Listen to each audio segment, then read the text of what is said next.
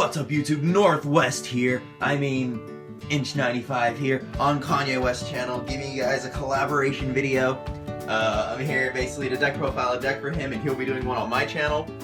We figured we'd do like a cool collaboration effort, something fun, and get some variants on our channel. So without any further ado here, bring you guys a deck list, and I told him he told me it'd have to be a pretty deck. So I did my best to make a deck, and I put in a little bit of effort.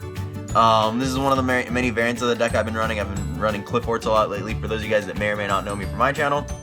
But any further ado, I'm gonna go ahead and deck profile the deck for you guys, and you know, just get on with it. I won't be showing the side deck, unfortunately, because of Tacoma and Chicago. I'm not sure if I will be playing a variant of this deck, and I had to cut out about 5 cards because I really don't want to show those cards off as of now. But nonetheless, I told him I would try to make it so I couldn't really read the deck. So we run 3 transporters, 3 helices, whatever, 3 sentinels, 3 discays because they're risque, 1 stealth. You don't ever really need more than 1 stealth. I've never needed more than 1, especially in this particular version of the deck. This one's a little bit more of an aggressive version. This one's pretty much just the turbo variant of the deck. 1 stealth is really all you need. I've never really needed more than 1. It's easily searchable. And honestly, like, disc is like your main play. If you're ever doing like a stealth play, a lot of the time I find myself going disc into 2 guys and then like laser clip into stealth. But you never really do it. Like, stealth is like very versatile. It's usually against like grind decks and stuff that really try to outgrind you. Whether it be tellers, BA, things along that nature. And you can also use it to bounce your own scout, which is really, really cool. I still like Shell. I think Shell is very, very good. For a while I was actually trying Geometry sided, or actually it's not Shell, I'm sorry, I'm not allowed to say it. It's Carpache Qliphort. It's a Carpache. Whenever I was actually trying siding Geometrios for a while, just when I went first against BA. Obviously I wouldn't play my scale, obviously, because you can't special summon anything but Qlis when you have scales, but there's situations where like Shell was really good because I would go Geometrio, lock them out of the game, and then I would just Shell over those guys, and it was just very, very huge. So Carpache puts in work. I still really like him. And for the variants, a lot of people are actually running Scarecrow right now. So the laser clip display that I said, if you replace the stealth that you're attributing second off the 2 monsters that you brought out, and you bring out Carpache, you'll be able to avoid Swift Scarecrow, because a lot of the time they'll pay like 800 for mirror match or whatever. And disc plus Carpache, assuming you don't have a carrier or anything to boost your monsters, that's 56 plus 28, which is gain. So it's pretty huge. And then this particular version, this is similar to the Australian version. So they were running towers. I think this card isn't that great across the board, but you can get free wins. It's only game 1 orientated. Actually, it's tours, a Qliphort.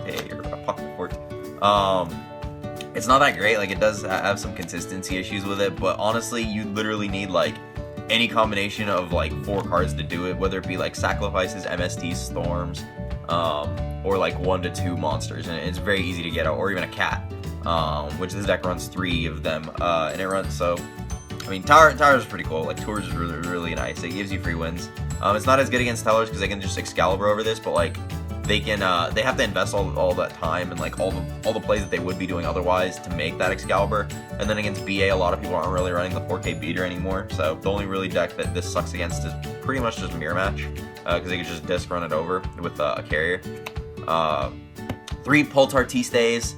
This card is the nuts, but unfortunately I don't know, I feel like this particular version, I don't run Monolith. I really don't like that card. I actually don't have one right now, but in none of the versions that I'm running, I don't run Monolith. I really don't like that card. I feel like it's just another cat. And the problem with that is, like Monolith, it's only really good when you're doing the OTK play, and like if I'm ever in a situation where I have 2 Summoner's Arts, usually your opponents are going to have an answer for at least one of them. Like 99% of the time, people always have an answer for at least 1 scout, whether it be a Lake play, MST. I mean, game 2 and 3, it's like they'll have, you know, they'll side in all their hate, whether it be Fairy Winds, Twisters, MSTs, Dust Tornadoes. There's so much infinite hate for this deck that like I don't want another basically worse cat in my hand that's a blank, because I can't even normal summon Monolith unless I tribute for him, which is just not great. And when he's in the scale zone, he's pretty much a blank unless I'm tributing, so it doesn't really do anything. Like, yes, I get it, it's another level 1, you can do some cute plays with it, but I've never needed it. Like, not once have I ever needed it in any of my testing. I've been testing pretty extensively, And I haven't dropped a single mirror match in any competitive tourney without having, by not having monoliths. So it's like never cost me, and I've never wished I had it. So, I mean, I might give it a shot again with a couple other variants of the deck, but I've never really needed it. Anyway, we run 3 Conquerlots.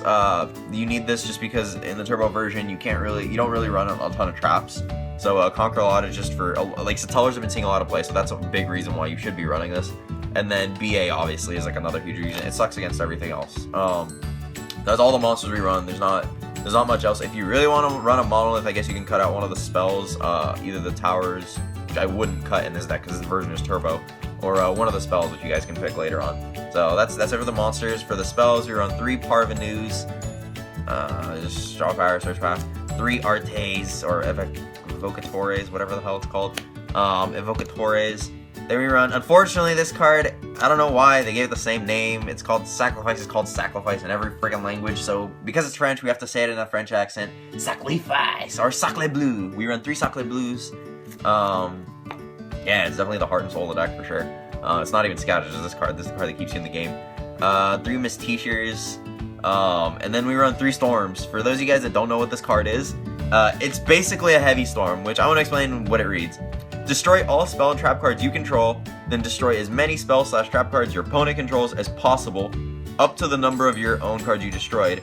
So, you can pick how many cards you can pick how many cards you really want to destroy with this. Like, it's a pick and choose type of game. So, like, the best part about Storm is against Tellers, BA, even Mirror Match, you can draw like dead sacrifices if you don't really have anything. Like, if you open up sacrifices or scouts, and you have like a Storm.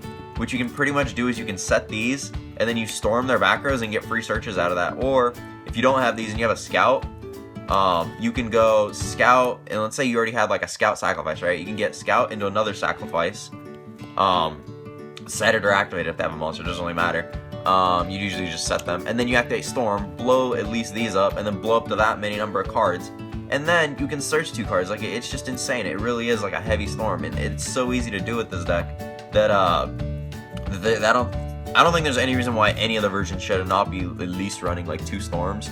It's a very powerful card. I mean, even turn 1, like, they don't even need back rows for you to do this, which is absolutely crazy. Like, turn 1, there's so many times, like, if you open up storm, and then a combination of either cat, double scout, or double art, or scout art, some kind of combination, like 1 to 2 monsters, you can do like turn 1 towers guaranteed, and it's very insane. Like, there's so many different ways you can do it. It's pretty much unreal, and the fact that this could give you free blowouts is just, it's one of the best cards for sure. And it's pretty good across the board. Like, there isn't really a deck that it's weak against except maybe Dolls, and even then it's not the worst thing ever because you can get your own dead cards going off. Unfortunately, Laser Clip also has the same friggin' name. To my knowledge, it's Laser Clip.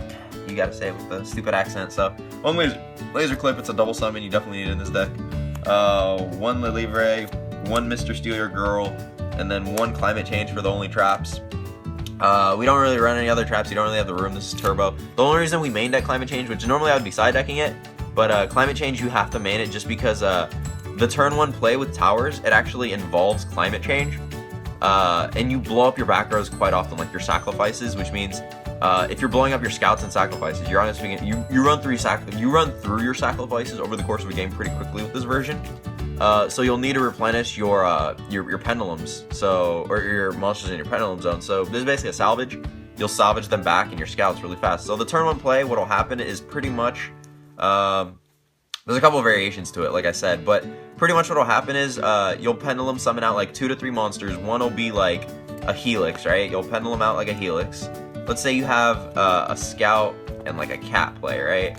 And you have like any 2 monsters, right? It doesn't matter what. Let's just say one's like a helix, and whether you have any other last card, whether it be sacrifice, or a monster, or even towers in that situation, it doesn't really matter.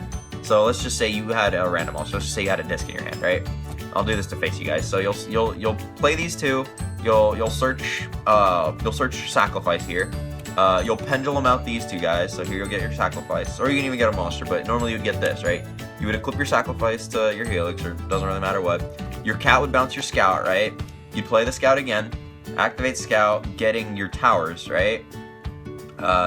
here you would obviously tribute these two, the Helix and the Disc and the Sacrifice, which will go to the Grave and Trigger for towers. Here, you'll activate your Helix and your Sacrifice, right?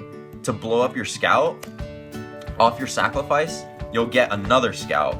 You'll play your other Scout, and then you'll get Climate Change. So then you'll activate towers, obviously. And this is all barring you going turn 1 and not having Storm. Because there's plays where, like, you'll have multiple Scouts. Like, you'll have 2 Scouts in your extra deck.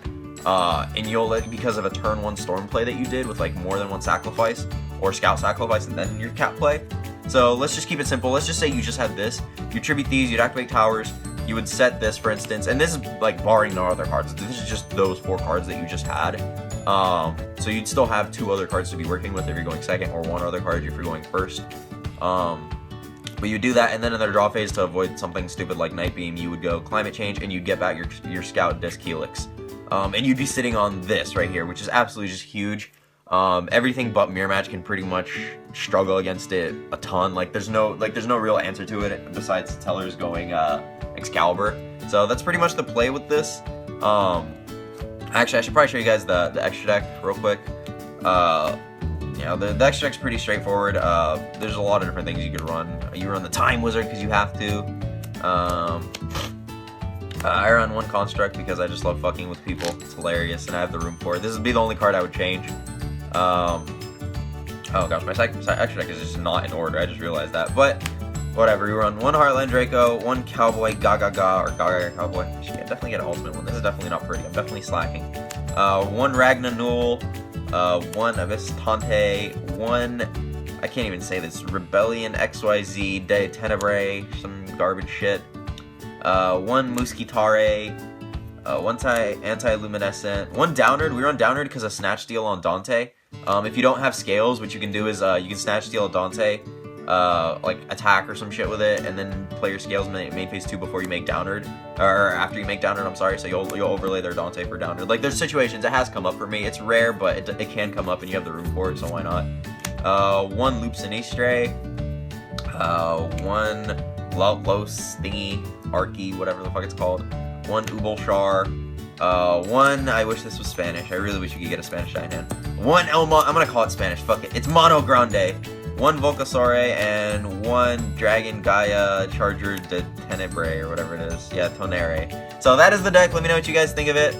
I told him I'll try and make it as pretty as possible. I'm not showing a side deck, just because I figure there's like so much variation to it. There's several variants to the main decks you can run in this deck. I think as far as Qliphorts goes, it's definitely, like, despite it being one of the best decks, the problem with it is that it's one of the most easily interrupted decks, especially game 2 and 3, because there's just so much hate for it, and it's one of the most easily interrupted mechanics.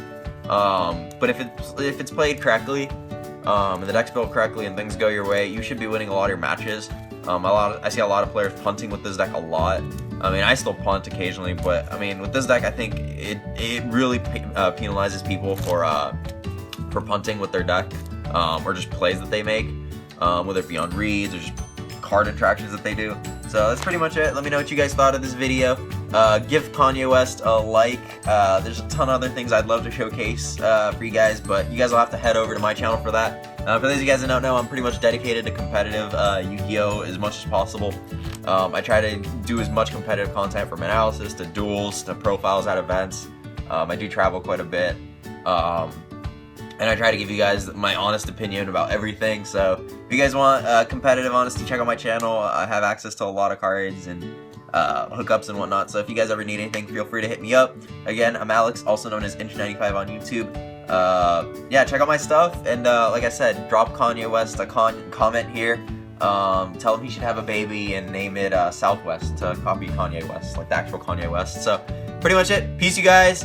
Have a blessed day, and always remember, duelists, limits like fears are often just an illusion. And yeah, take care, guys. Peace.